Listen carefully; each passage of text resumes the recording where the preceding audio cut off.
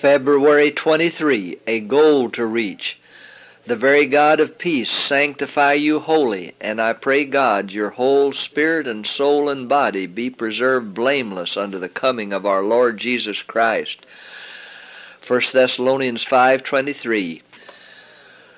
When Paul wrote, "And the very God of peace sanctify you wholly," he did not exhort his brethren to aim at a standard which it was impossible for them to reach.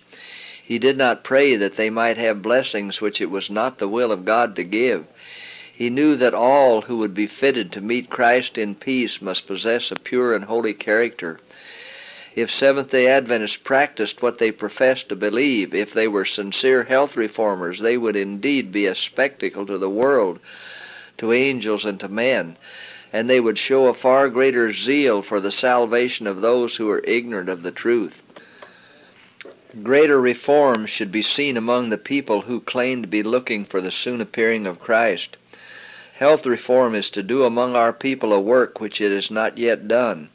There are those who ought to be awake to the danger of meat eating, who are still eating the flesh of animals, thus endangering the physical, mental, and spiritual health. Many who are now only half converted on the question of meat eating will go from God's people to walk no more with them.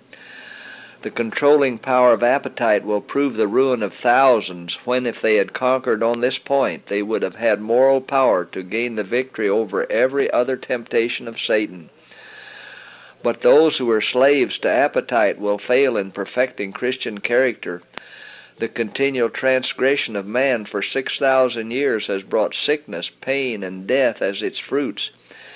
And as we near the close of time, Satan's temptation to indulge appetite will be more powerful and more difficult to overcome.